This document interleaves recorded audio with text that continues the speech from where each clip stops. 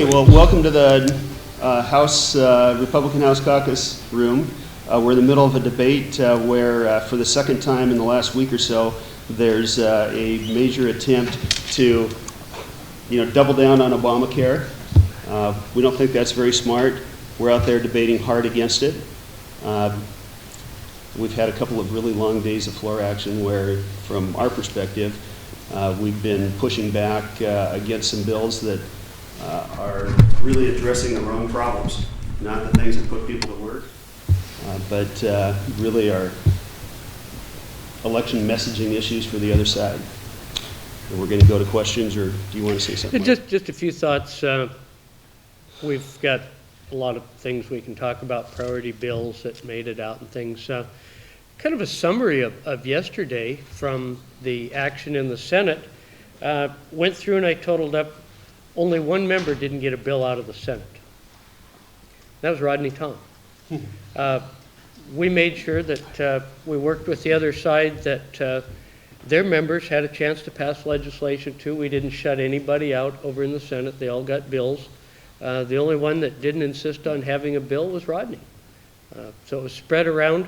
The percentage of bills passed, the minority side of the aisle passed just slightly more than what we passed as a minority in the 2012 session.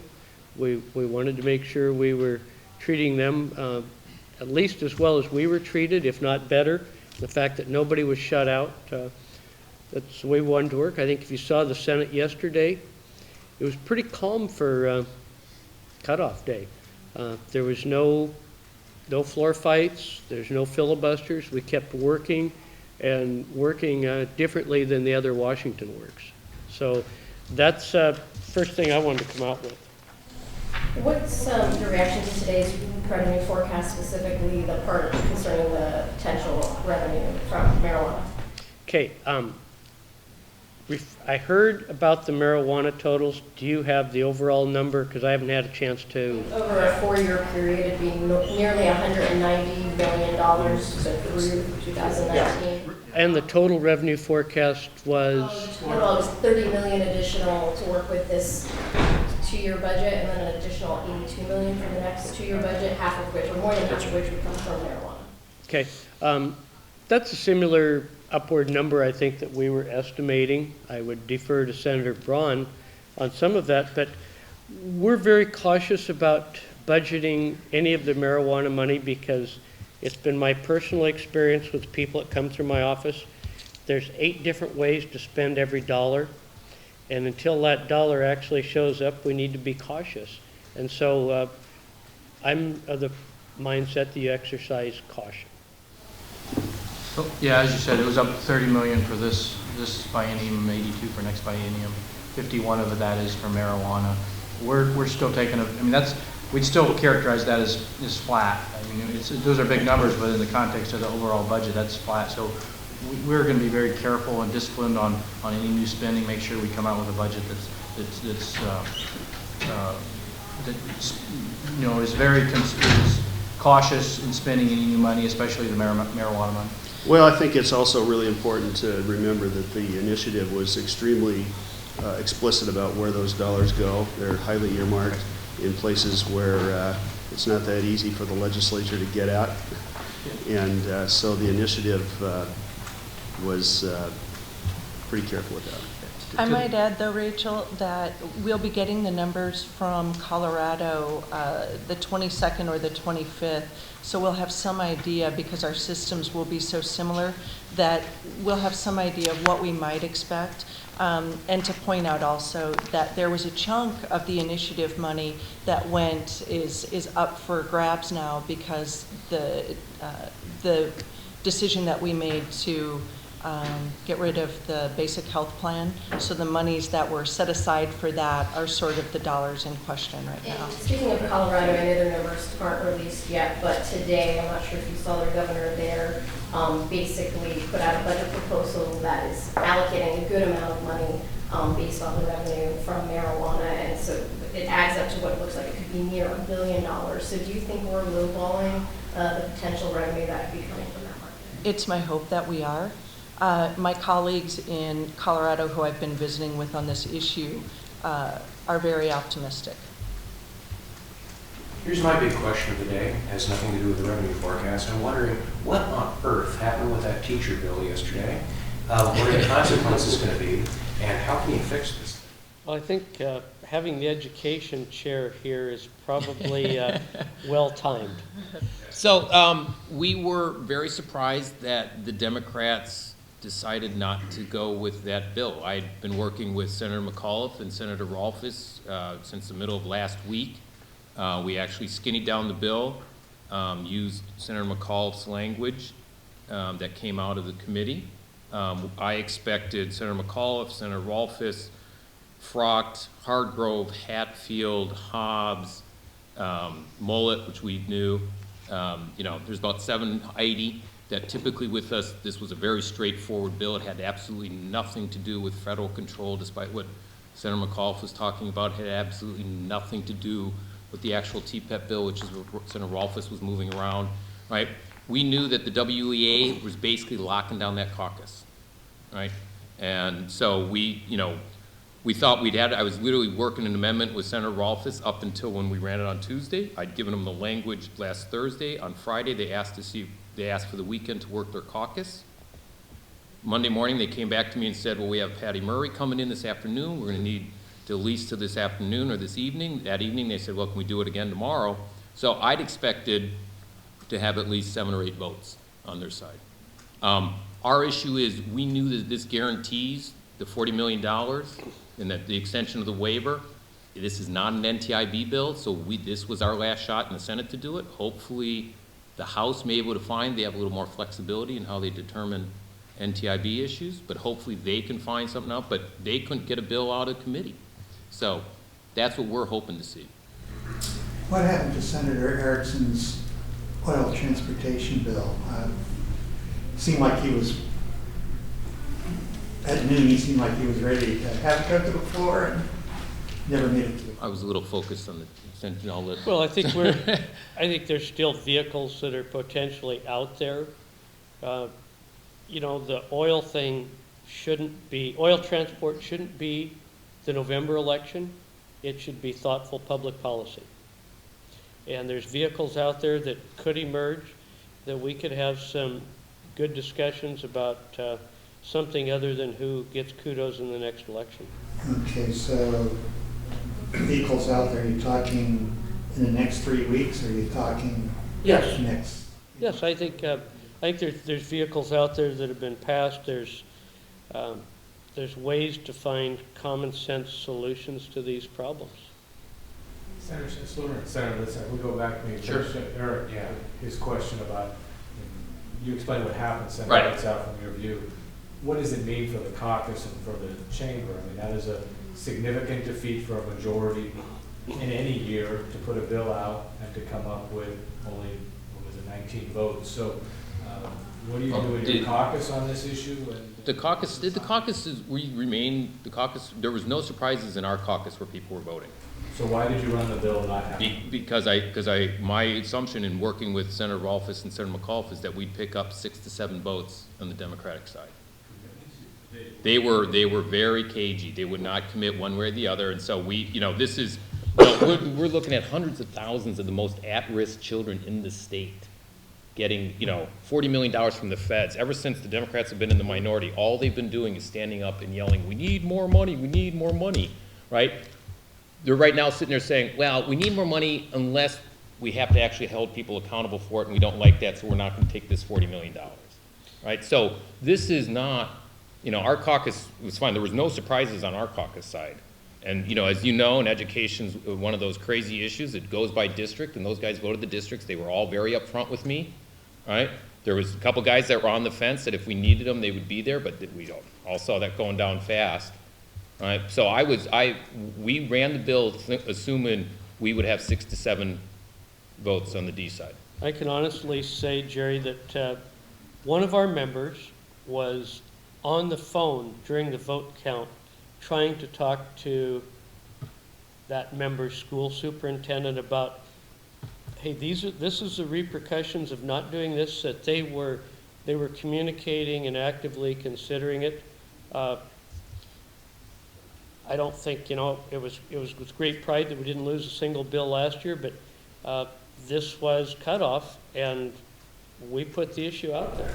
Yeah, I've heard that this is going to disproportionately affect the school districts that have a large number of minority students. Oh, Seattle, it's $2.4 million in Seattle. Let's look at Pasco. Pasco is shared by Senator Hewitt and I. Fast-growing, large minority community. Minority is the majority in the Pasco School District.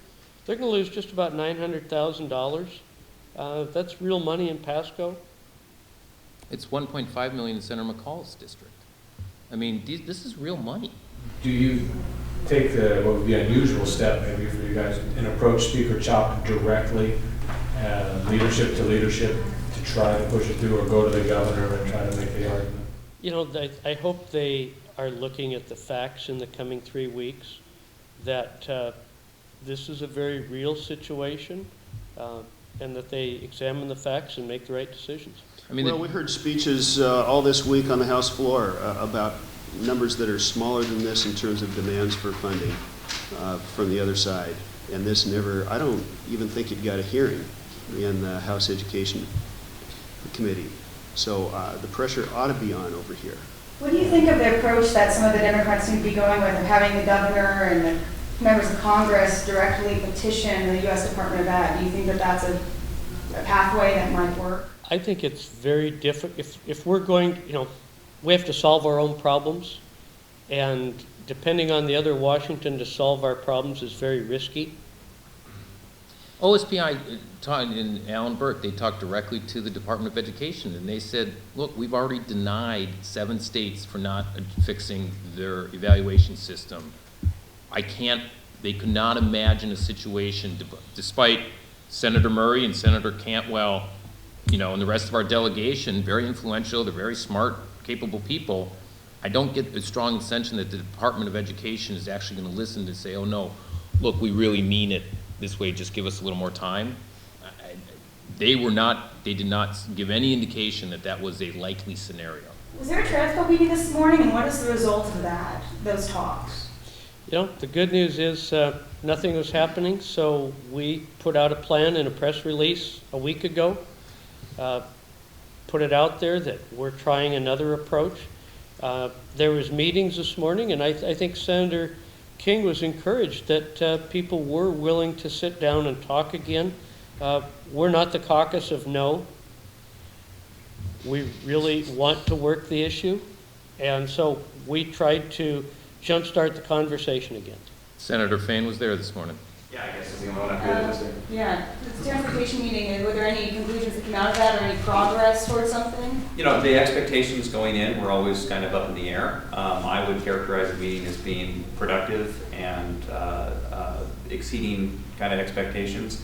The House and the governor's offices were not represented there, which is unfortunate, but the Senate Democrats had 5 of their members there, and we had actually a very frank conversation about where the sticking points between the respective proposals are, and there was, I think, a pretty good agreement that we would get back together again on Friday and continue that.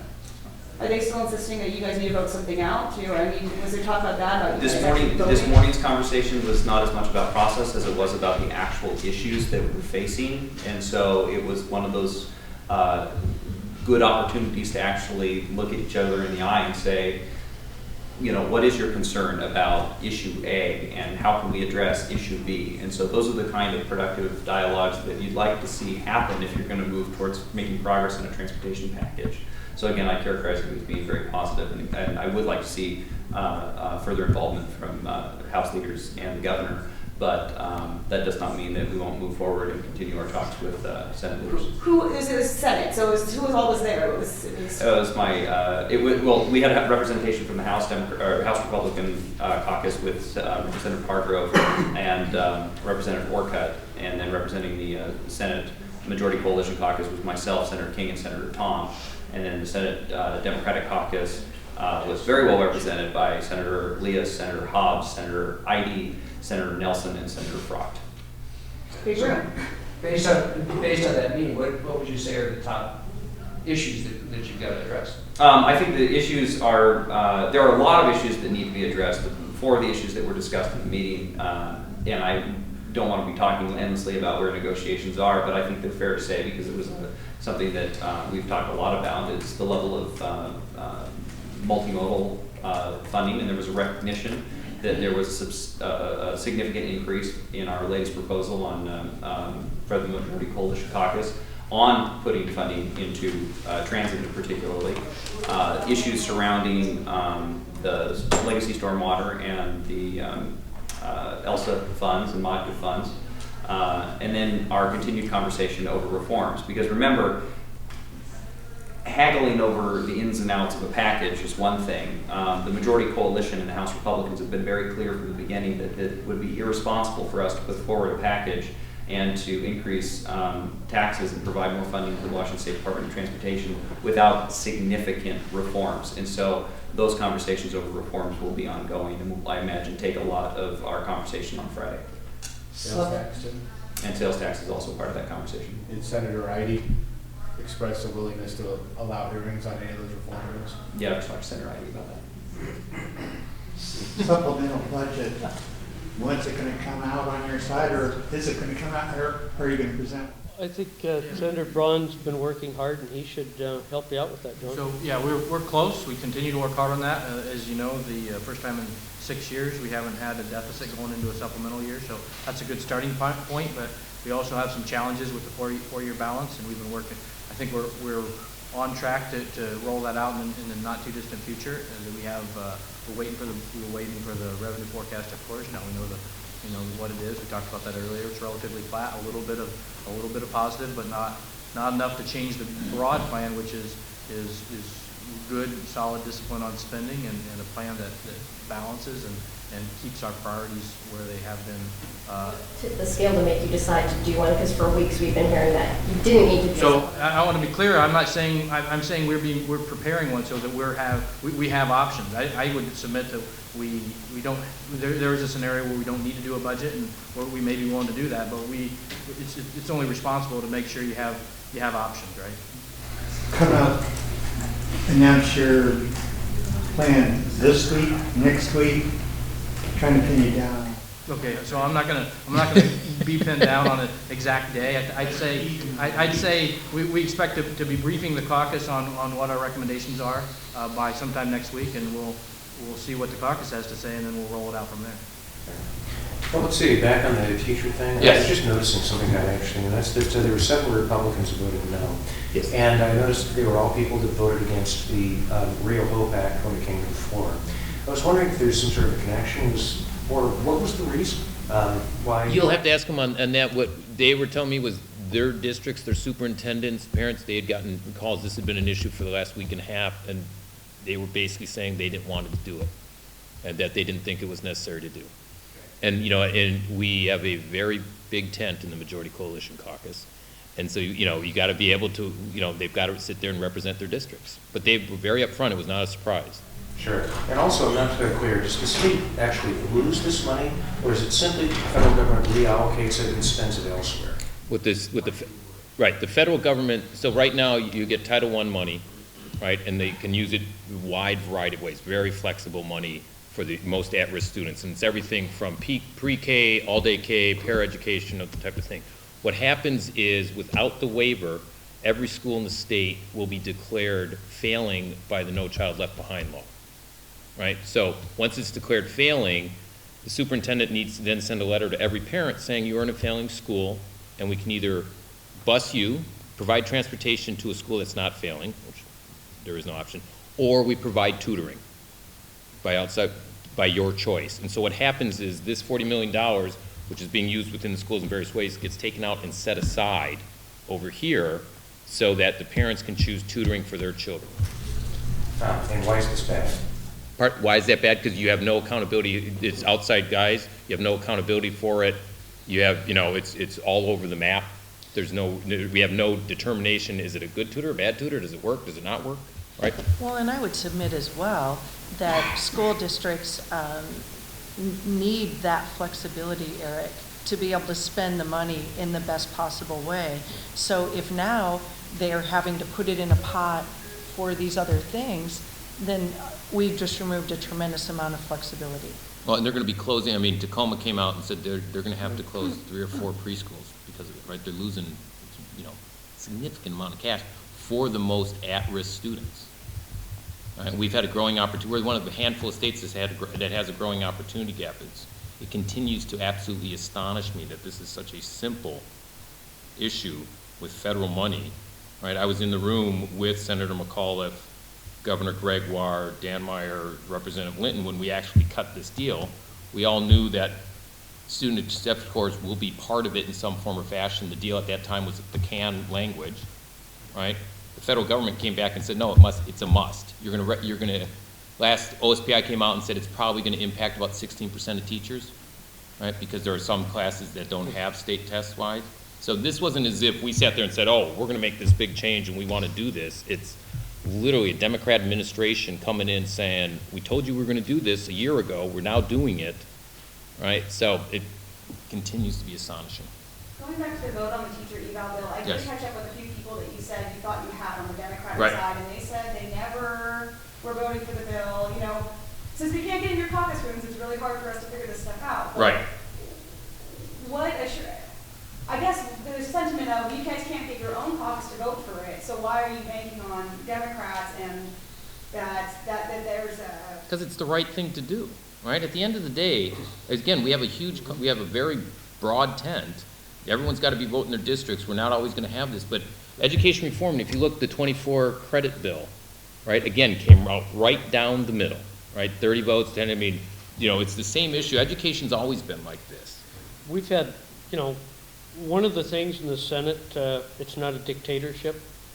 And you look at some of the things like the 937 bills, some of the workers' comp bills, they've been bipartisan efforts. I mean, most of the real juice in the Senate is pretty serious bipartisan work because we're not a dictatorship. So you expected some level of cooperation like we've seen on things like last bill of the night last night, 937. We had, I think, 4 minority Democrats voted with us on that particular bill. So we've seen lots of cooperation in other areas, but this one was very different. What would you say to accusations that it was more like a political stunt than an actual attempt to get the bill through? I don't think $40 million is a political stunt. $40 million for disadvantaged kids. Take it to Pasco. Take it to Tacoma. This is about disadvantaged kids and a very real problem. That's not a political stunt. Senator McAuliffe introduced the bill, right? She sponsored the bill. We used her language, right? So, political stunt would be, we're going to put this up in such a way that doesn't make any sense. This was not a political issue, right? But they made it one. They decided this was the time that they were, at the expense of the most vulnerable kids, they're going to show unity in the caucus, right? It's not like we were asking them for the majority votes. I think the most disturbing thing to me about that vote after it occurred, when the members were on the floor of the Democrat caucus high-fiving each other, I felt sick to my stomach because as a former classroom teacher, letting that money go, and it's about $3.1 million for my district.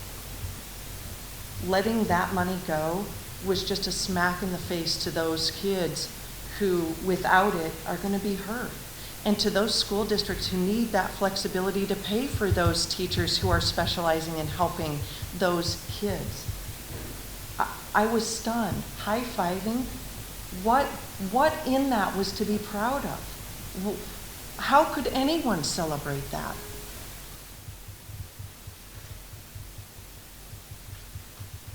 The Voting Rights Act bill that passed the House, I see it has a hearing this week. I can't remember before which committee in the Senate. Is that a measure that has any chance of gaining traction in the Senate, do you think? Well, I have to see how the hearing goes. I mean, our chairmen have been pretty consistent in hearing bills that came out of the House, more so than their counterparts across the rotunda. So do you have a personal opinion on that measure at this point? No, I mean, we haven't had a hearing on it yet, so to comment on something that hasn't even had a hearing is premature. Been before the body, it's been within the legislature in past years, it's not. Well, you know, a lot of things have been in front of the legislature for past years. This is, Oh, yeah. No, but thank you. Thanks for that transition, Sue. The governor is going to issue an executive order today or tomorrow, creating a task force to look at outdoor recreation and also long-term funding for state parks. I know some members of the Senate caucus have been concerned he's going to manage by executive order, and these are issues you guys have looked at in the past. I'd rather have a task force than an executive order creating low-carbon fuel standards or abolishing the death penalty. And I think I've had members that would like to serve on that, because I think our members care deeply about state parks. So, yeah, I knew it was coming, or likely to come, and I would rather work cooperatively to have our state parks open in the future than by executive order or not funding parks and closing them. You know, there's been quite a bit of bipartisan effort, especially on parks in the House, when, you know, it's not always that bipartisan. So that's a good area for us to work on together, where I think a lot of us would like to see is public lands really being used by the public instead of taken out of circulation. And so if this is a forum where we can pursue that, we're anxious to engage.